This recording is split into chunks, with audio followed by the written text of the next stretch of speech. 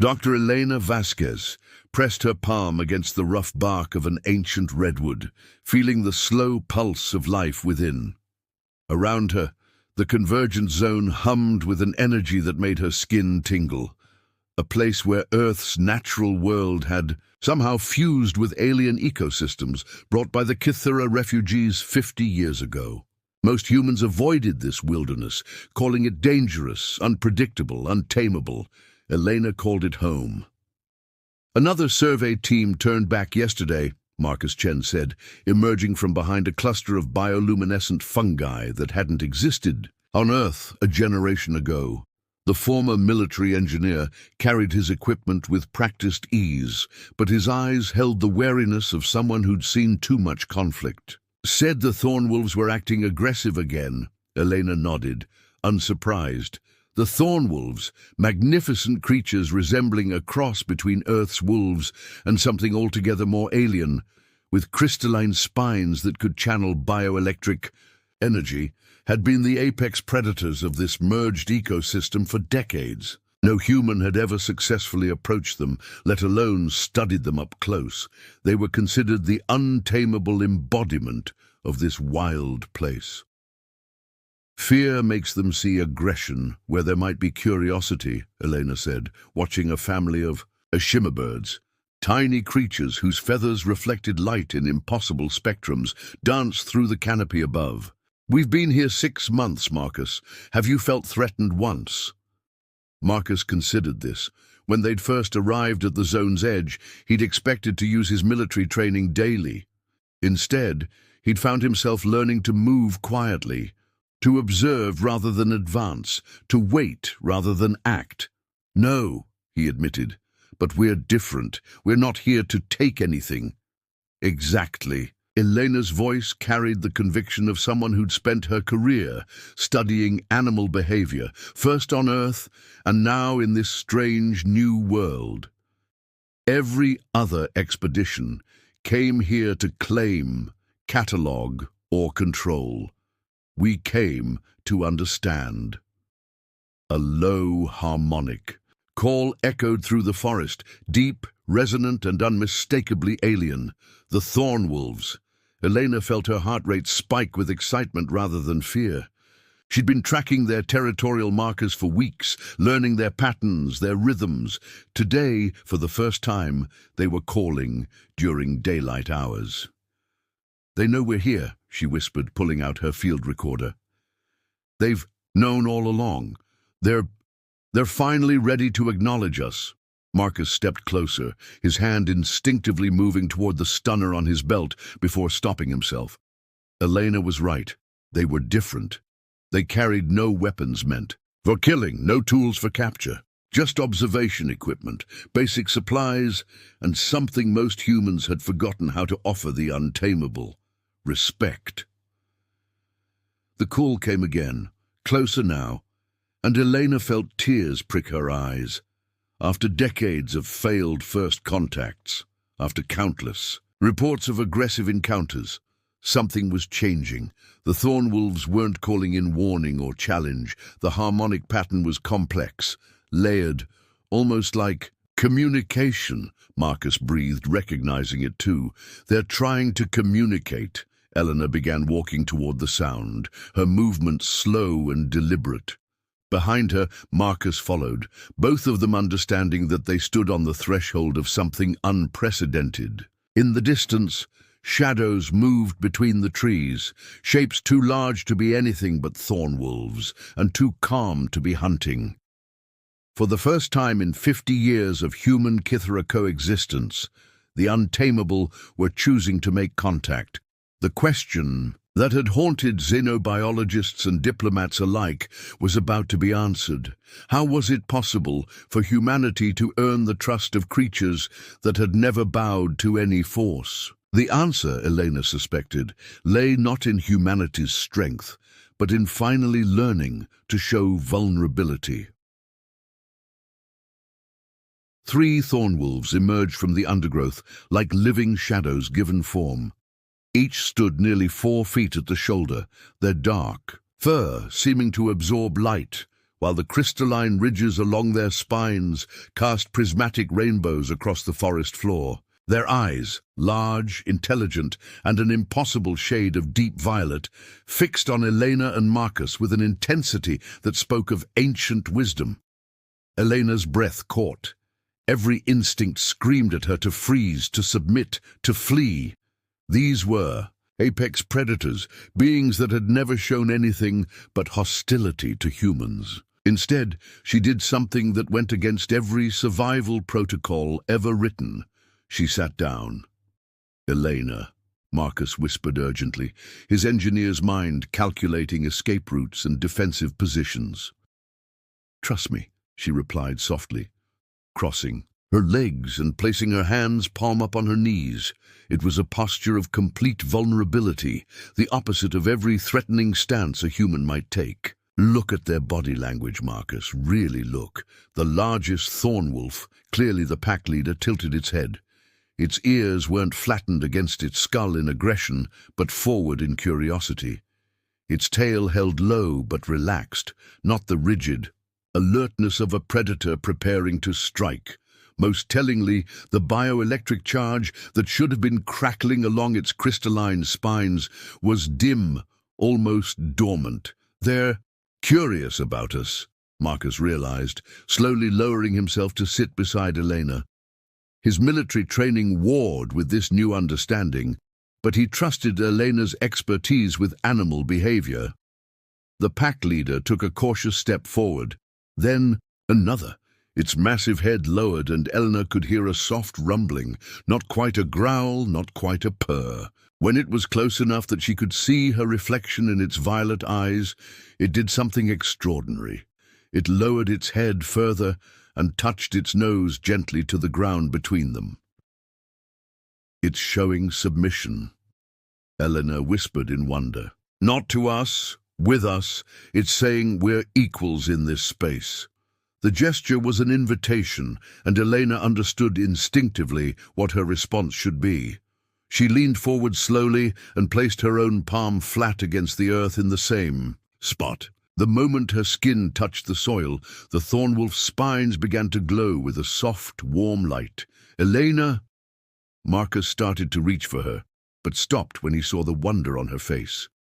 Through her palm, Elena could feel something impossible, a gentle thrumming that seemed to come from the earth itself, but somehow she knew it originated from the thornwolf. Images flickered through her mind. Vast alien landscapes under foreign stars, the trauma of evacuation and exile, the fear and confusion of arriving on a world that smelled wrong, felt wrong, where the very air carried the scent of a species that seemed bent on conquest. But there were other images too. Careful observation of human behavior over decades, noting which ones came with loud machines and capturing tools, and which came with quiet respect. The thornwolves had been watching, learning, waiting for humans who approached as Elena and Marcus had, without demands, without aggression, with patience and genuine curiosity. "They've been testing us," Elena said, tears streaming down her face as the connection deepened. "Not just us, all of us. Every human who's entered the zone. They've been waiting for someone who came not to take, but to understand." The other two thornwolves approached Marcus, who sat frozen with amazement and terror.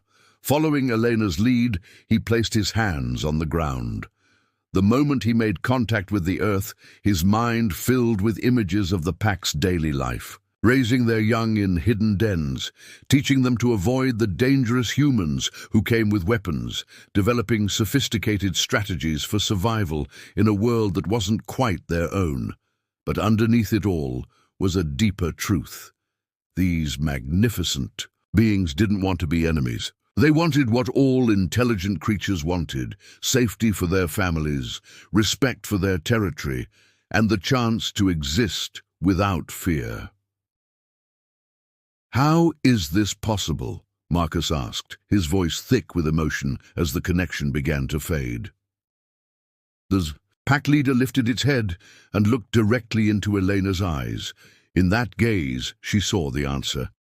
It was possible because finally, after 50 years of failed attempts, humanity had sent ambassadors who understood that trust couldn't be demanded or forced. It could only be offered vulnerably and honestly, in the hope that it would be returned.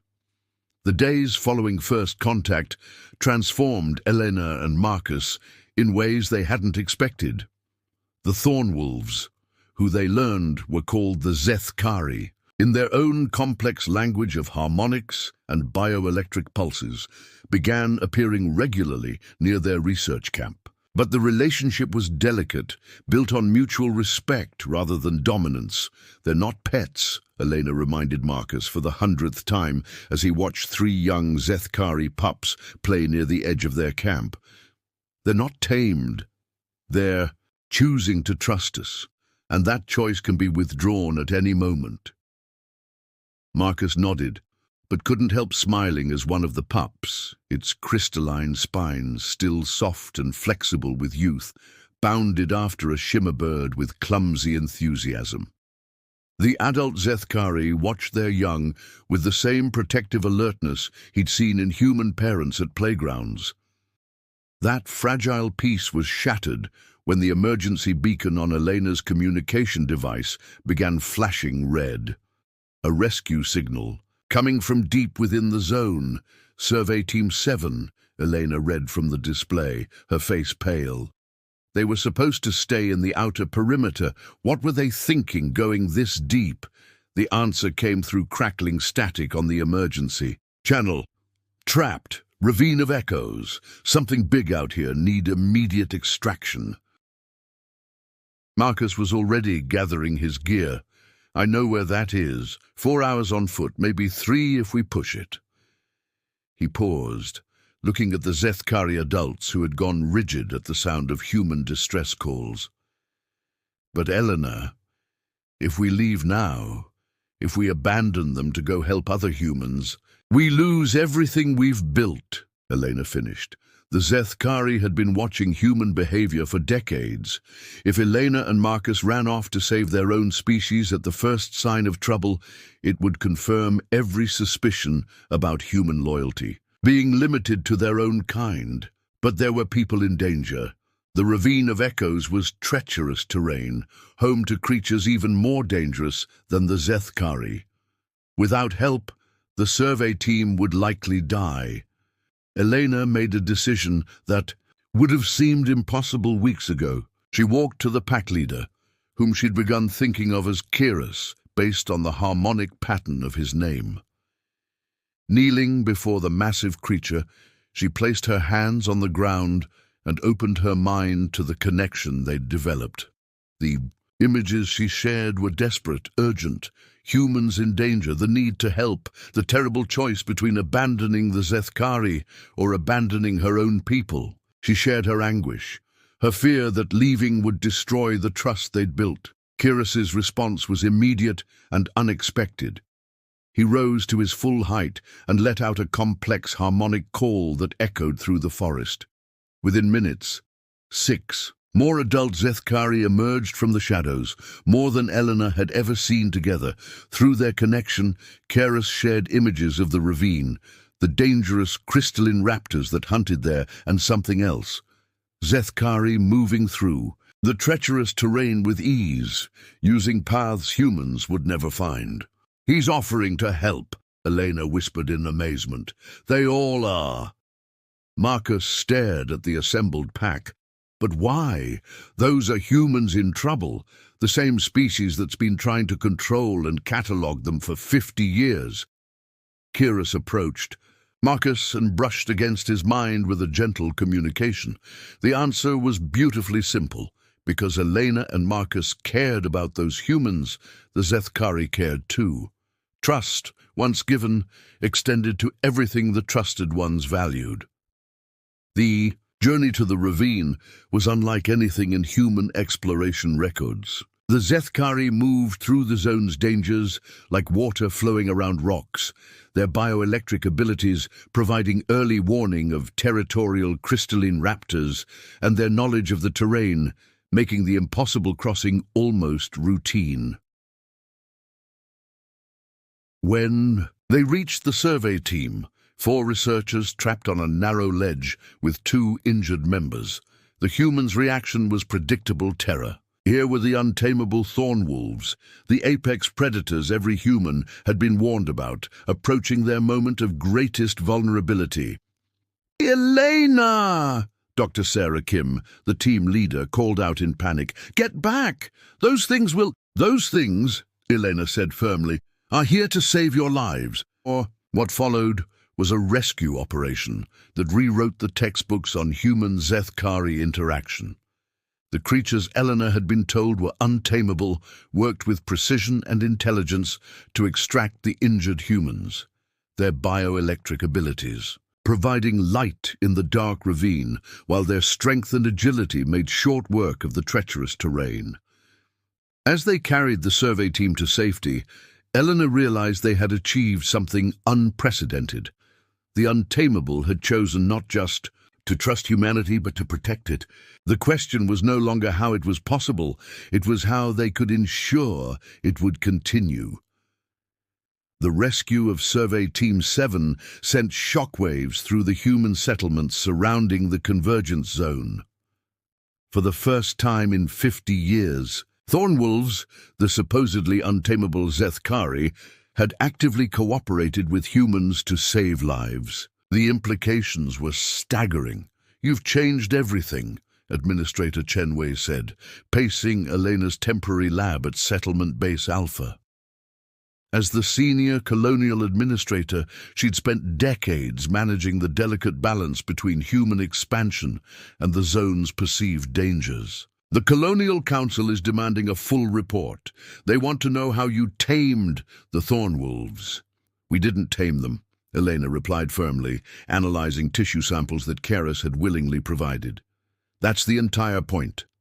Taming implies breaking their will, forcing submission. What we achieved was partnership, mutual respect between equals." Dr. James Harrison, the settlement's chief xenobiologist, leaned forward with interest. He'd spent 20 years studying the zone's creatures from a safe distance, always frustrated by his inability to get close enough for meaningful research. "But, Elena, the behavioral data we have on these creatures suggests they're incapable of cross-species cooperation. Every previous contact attempt has resulted in defensive aggression, because every previous attempt approached them as subjects to be studied rather than beings to be understood," Marcus interjected. He'd been quiet during most of the debriefing, but Elena could see the profound changes the experience had wrought. In him, the former military engineer now spoke with the measured thoughtfulness of someone who touched another consciousness. "We went in without weapons, without capture equipment, without any agenda except learning who they were." Administrator Chenwei stopped pacing. "That's all well and good for research purposes, but the practical implications are enormous.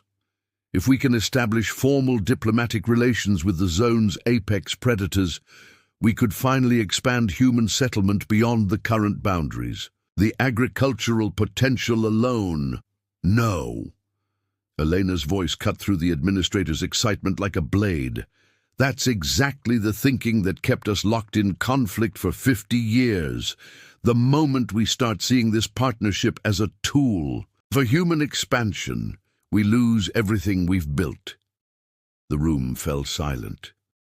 Elena stood and walked to the window, looking out at the zone's edge where bioluminescent vegetation created patterns of light that pulsed like a heartbeat. In the distance, she could see the silhouettes of Zethkari moving through the twilight, not hiding, not hunting, but simply existing in their natural state. "The Zethkari have been watching us for 5 decades, she continued.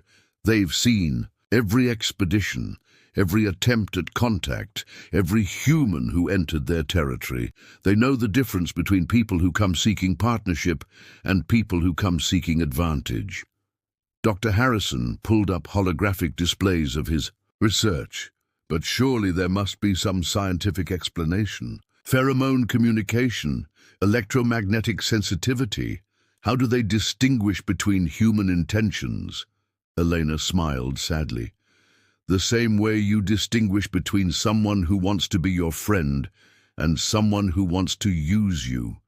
Through experience, observation, and intuition, the Zethkari are highly intelligent social creatures.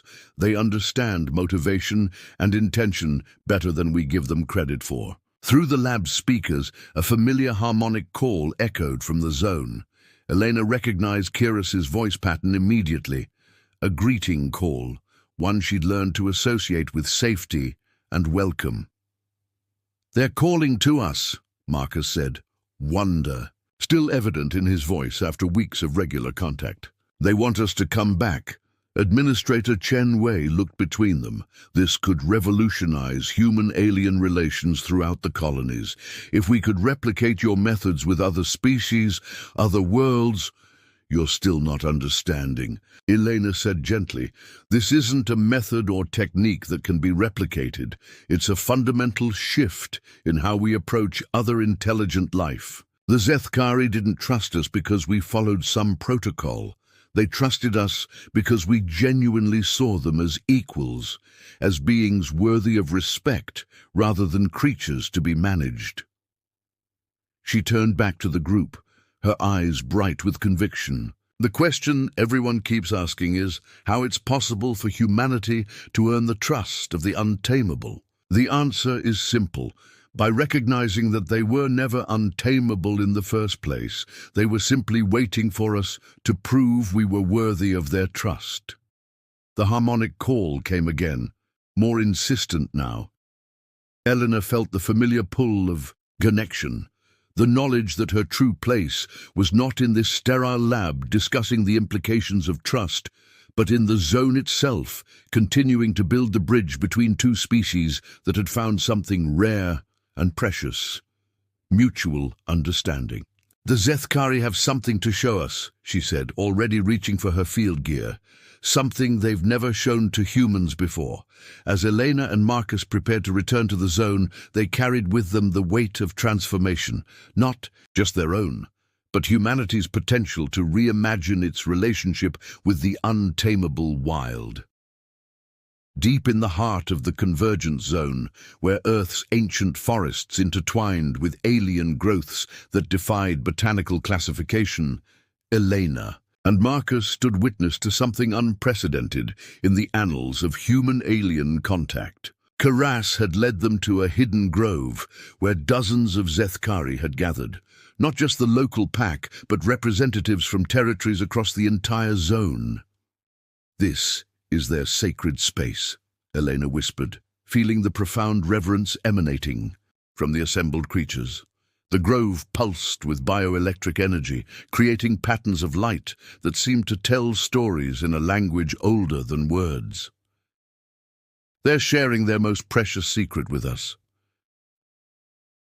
At the center of the grove stood a structure that defied easy description, part plant, part crystal, part technology. It rose from the earth like a living cathedral, its surface covered in the same crystalline formations that adorned the Zethkari's spines. As Elena watched, she realized the structure was growing, fed by the bioelectric energy of every creature present. Kiras approached her with a gentleness that still amazed her, considering his size and power. Through their established connection, he shared images that took her breath away. The structure was a memory repository, a living archive of Zethkari history, culture, and knowledge accumulated over millennia across multiple worlds. "They're showing us their library," Marcus breathed, his engineer's mind struggling to comprehend the biotechnology before him.